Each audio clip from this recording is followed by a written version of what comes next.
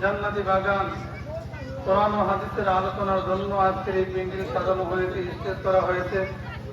ওলামায়ে কেরামকে দাওয়াত দেওয়া হয়েছে যে আজকে এখানে কোরআন ও হাদিসের আলোচনা হবে, বলেন কি কিনা? কিন্তু বলেন তো, এরকম মাহফিল, এরকম প্যান্ডেল, এরকম স্টেজ প্রত্যেকদিন সাজানো কি সম্ভব? ওলামায়ে কেরামকে প্রত্যেকদিন নিয়ে আসা সম্ভব? তাহলে বুঝতে হবে আমাদের এই এলাকার জন্য একটা সৌভাগ্যের বিষয় যে এখানে আজকে আমাদের জন্য কোরআন ও হাদিসের একটা মাহফিল সাজানো হয়েছে। বলেন আলহামদুলিল্লাহ। এটা আমাদের জন্য একটা সৌভাগ্যের বিষয়, কিন্তু আমরা এখনো আসতে পারি নাই। কিন্তু যদি নাচ গানের ব্যবস্থা করা হতো, এরকম 5টা নয় 10টা প্যান্ডেলও জায়গা দেওয়া যাইত না, বলেন ঠিক কিনা? মাইকিং এর প্রয়োজন ছিল না, এমনি মানুষ আসতো। কিন্তু এটা আখিরাতের লাভ, দুনিয়ার লাভ নয়। আখিরাতের লাভ যদি আমরা বুঝতাম, তাহলে আমরা বাজারে ঘাটে রাস্তাঘাটে বসে না থেকে আমরা এই কোরআনের মাহফিলে চলে আসতাম, বলেন ঠিক কিনা? আল্লাহ তাআলা আমাদেরকে বুঝার তৌফিক দান করুক, সকলে বলে আমিন। আমি পবিত্র কোরআনুল কারীমের সূরাতুল আনফালের 3টা আয়াতে কারিমা আপনাদের সামনে তেলাওয়াত করেছি। কোরআনুল কারীমের 8 নম্বর সূরা এটা, সূরাতুল আনফাল। এই সূরার 3টা আয়াত 2, 3, 4, এই 3টা আয়াতে কারিমা আমি আপনাদের সামনে তেলাওয়াত করেছি। বিশ্বনবী মহানবী মুহাম্মদুর রাসূলুল্লাহ সাল্লাল্লাহু আলাইহি ওয়াসাল্লামের অসংখ্য অগণিত হাদিস সমূহ থেকে একটা হাদিস আমি আপনাদের সামনে পাঠ করেছি।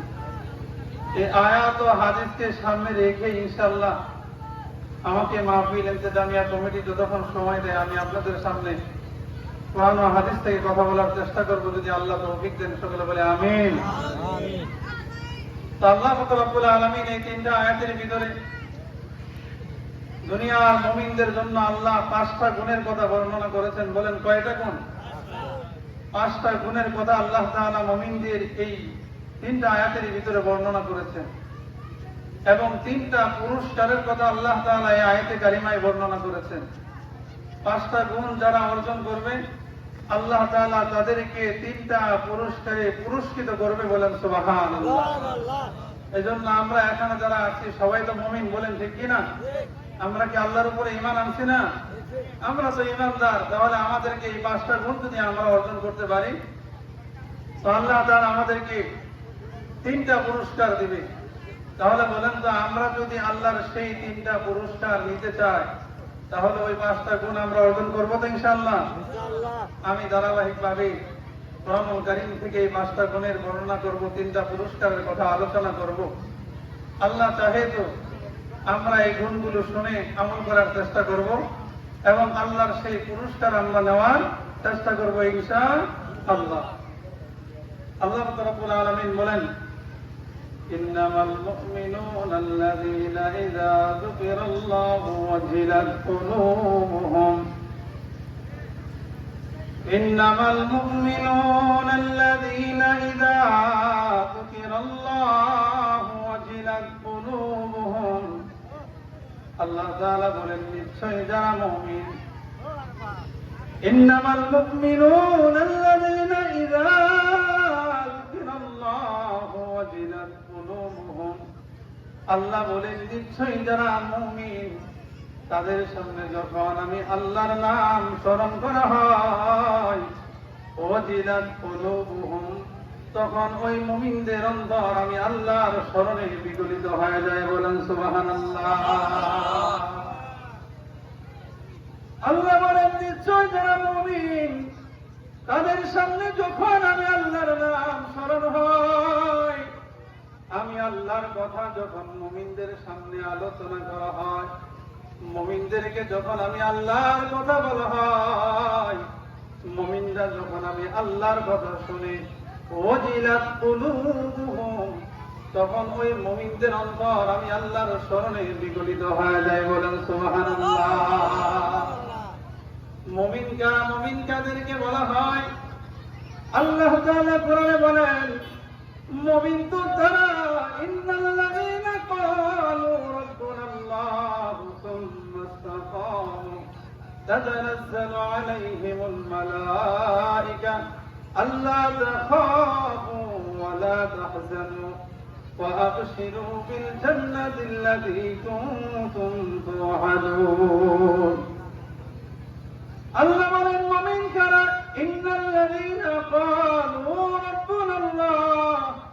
আল্লাহ বলেন যারা আমি আল্লাহকে রব বলে মেনে নিয়েছে তারাই হলো মুমিন। বলেন সুবহানাল্লাহ। বলেন তো আপনার আমার রব কে? আপনার আমার খালিক কে? আপনার আমার রিজিক দাতা কে? আপনার আমার সৃষ্টিকর্তা কে? আল্লাহ বলেন ইন্নাল্লাযীনা ক্বালু রাব্বুনাল্লাহ। আল্লাহ বলেন নিশ্চয় যারা আমি আল্লাহকে রব বলে মেনে নিয়েছে, আমি আল্লাহকে যারা রব বলে স্বীকার করে নিয়েছে তারাই মুমিন। আল্লাহ বলেন মুমিন তোমাদের রূহগুলো যখন আমি আল্লাহ বানিয়েছিলাম, রূহের জগতে সব রূহগুলোকে আমি একত্রিত করে আমি আল্লাহ সেদিন সমস্ত রূহগুলোকে বলেছিলাম আলাস্তু বিরব্বিকুম, আমি কি তোমাদের রব নয়? আল্লাহ বলেন ও দুনিয়ার মানুষ, সেদিন তোমাদের রূহগুলো আমি আল্লাহর সামনে সবাই স্বীকার করে নিয়েছিলে। ক্বালু বালাহা, আপনি তো আমাদের রব, আপনি তো আমাদের মালিক। বলেন সুবহানাল্লাহ। সেদিন আমরা আল্লাহর সামনে সবাই স্বীকার করে নিয়েছিলাম। রূহের জগতে যখন আল্লাহ বলেছিলেন আলাস্তু বিরাব্বিকুম, আমি কি তোমাদের রব নয়? সেদিন আমরা সবাই বলেছিলাম আল্লাহ আপনি তো আমাদের রব। আল্লাহ বলেন গোলাম, আমি আল্লাহকে রূহের জগতে রব বলে স্বীকার করেছিলে, দুনিয়াতে পাঠাইলাম দেখি তোমরা আমি আল্লাহকে রব বলে মানো কি মানো না। দুনিয়াতে পাঠাইয়া আমি আল্লাহ তোমাদেরকে পরীক্ষা করব, দেখি দুনিয়াতে যাওয়ার পর আমার বান্দারা আমি আল্লাহকে রব বলে স্বীকার করেছিল এই কথার উপরে অটল বিচল থাকে কিনা। দুনিয়াতে যাওয়ার পর দুনিয়ার টাকা পয়সার পিছনে পড়ে, বাড়ি গাড়ির পিছনে পড়ে, দুনিয়ার ক্ষমতার পিছনে পড়ে বান্দারা আমি আল্লাহকে ভুলে যায় কিনা আল্লাহ পরীক্ষা করার জন্য দুনিয়াতে পাঠাইছে। আল্লাহ বলেন বান্দা আমি আল্লাহকে রব বলে স্বীকার করে নিয়েছ রূহের জগতে, আমি আল্লাহ দুনিয়াতে পাঠাইলাম। দুনিয়ায় যাওয়ার পর দেখি তোমরা আমি আল্লাহকে মানো কি মানো না, আমি আল্লাহকে গালি দাও কি দাও না, আমি আল্লাহর সাথে নাফরমানি করো কি করো না। যদি তোমরা আমি আল্লাহর সাথে নাফরমানি করো, আমি আল্লাহকে গালি দাও, তাহলে বুঝবো তোমরা আমি আল্লাহকে রব বলে স্বীকার করো নাই। আর যদি মৃত্যু পর্যন্ত হে বান্দা রবের উপরে স্বীকারোক্তি দিতে পারো, আমি আল্লাহকে মেনে নিতে পারো, আমি তোমাদের রব। দুনিয়াতে আর তোমাদের কেউ পাল্লাওয়ালা নাই, তোমাদের কেউ রব নাই, তোমাদের কেউ রিজিক দাতা নাই। এমনটা যদি করতে পারো আমি আল্লাহ তোমাদেরকে অবশ্যই অবশ্যই আমি আল্লাহর জান্নাতে দেব। বলেন সুবহানাল্লাহ।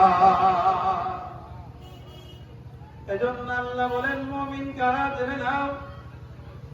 দুনিয়াতে মুসলমান তো সবাই দাবি করে, মুমিনের গর্ভ থেকে মুমিনের পেট থেকে হওয়ার পরে বলে আমরা মুমিন। বলেন ঠিক কিনা? দুনিয়াতে গুনাহ করে সেও বলে আমি মুমিন, ফাসিক যে সেও বলে আমি মুমিন, যে নামাজ পড়ে না সেও বলে আমি মুমিন, যে রোজা রাখে না যাকাত দেয় না সেও বলে আমি মুমিন, আবার যে নামাজ পড়ে যে রোজা রাখে যে যাকাত দেয় সেও বলে আমি মুমিন। বলেন ঠিক কিনা?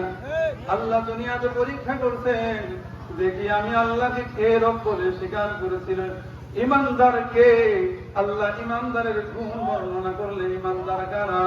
আল্লাহ বলেন ইন্নাল্লাযীনা ক্বালু রাব্বুনাল্লাহ, যারা আমি আল্লাহকে রব বলে মেনে নিয়েছে, রূহের জগতে স্বীকারোক্তি দিয়েছে, দুনিয়াতে যাওয়ার পর মৃত্যু পর্যন্ত এই স্বীকারোক্তির উপরে অটল বিচল থেকেছে, ঈমান ছাড়ে নাই, আমি আল্লাহর রাস্তায় জীবন দিয়ে দিয়েছে, কিন্তু ঈমানের কাছে দুনিয়া বিক্রি করে নেয়। বলেন ঠিক কিনা? দুনিয়ার কাছে ঈমান বিক্রি করে নাই, শত কষ্ট দুনিয়াতে স্বীকার করে নিয়েছে, কিন্তু বান্দা ঈমান দেয় নাই। সাহাবায়ে কেরামের ইতিহাস জানা করে দেখছেন, এক একজন সাহাবী দিনের জন্য কত কষ্ট স্বীকার করেছেন, কিন্তু একজন সাহাবীও ঈমান ছেড়ে দেয় নাই। বলেন সুবহানাল্লাহ।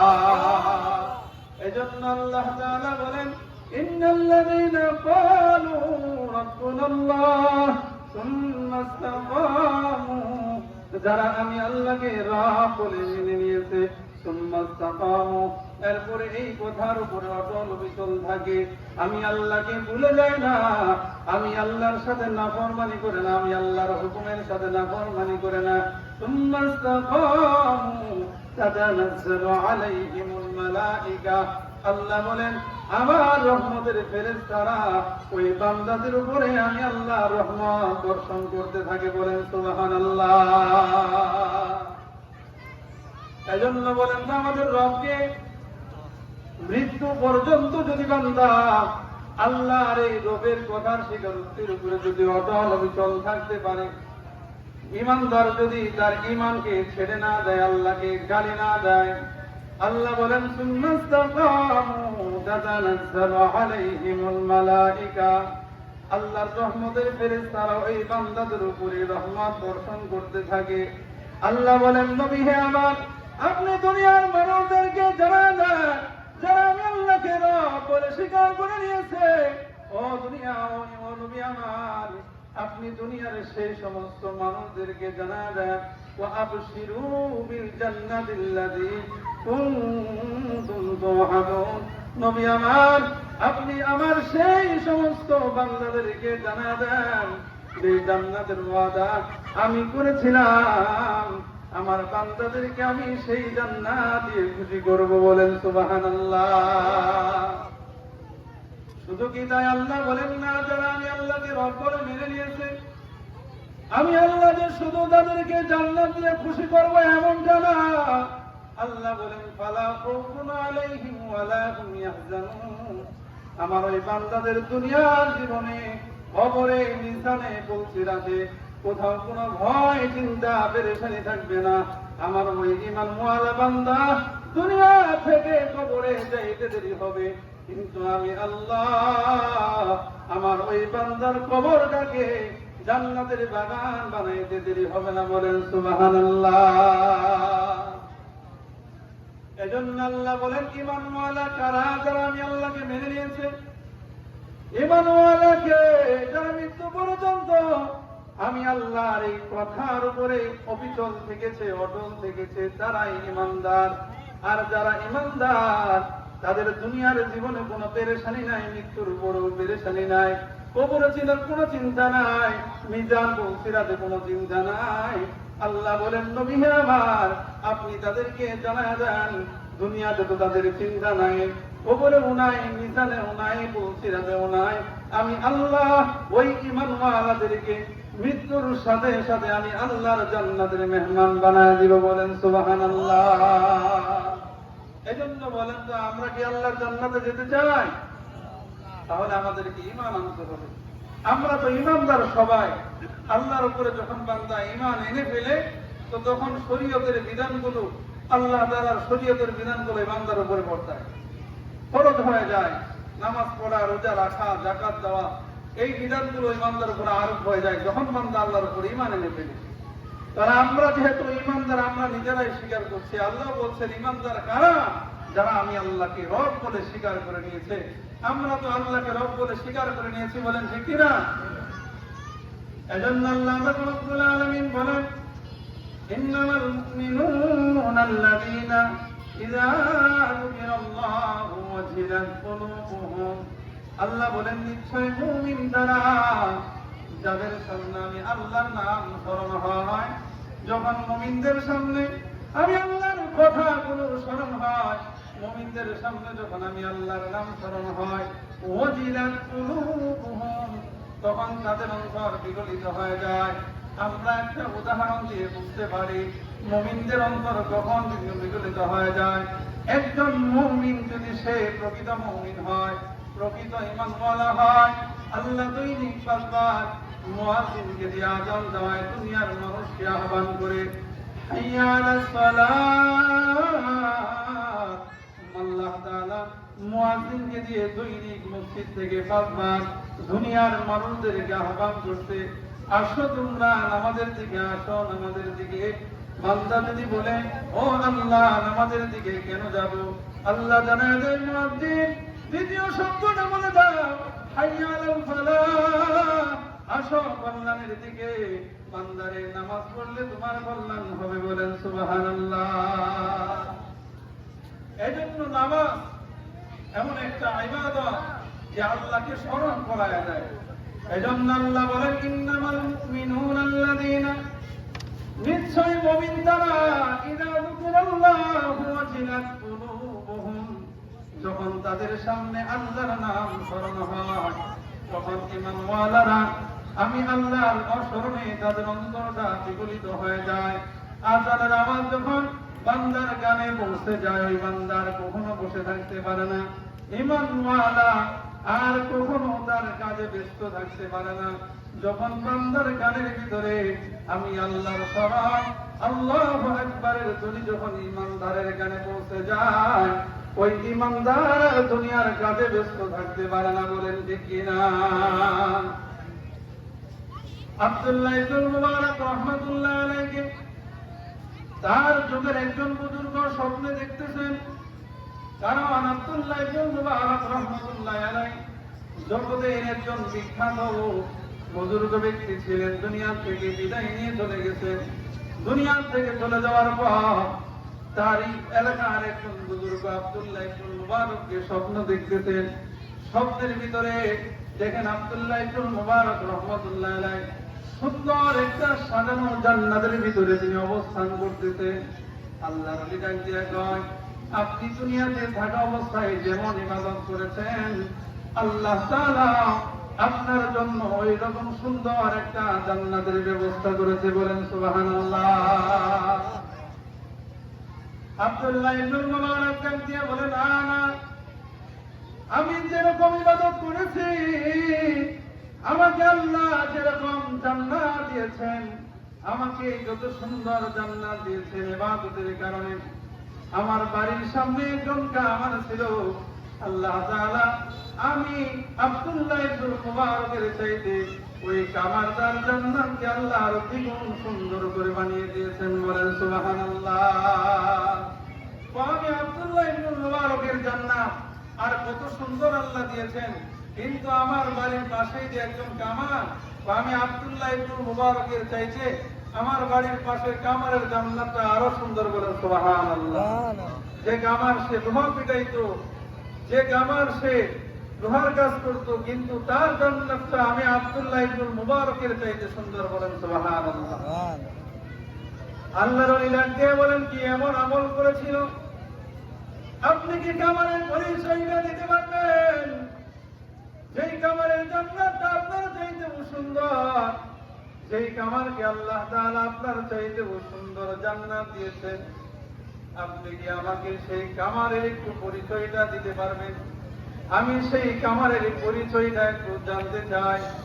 যেই কামারের জান্নাতটা আপনি আব্দুল্লাহ ইবনে মুবারকের চাইতে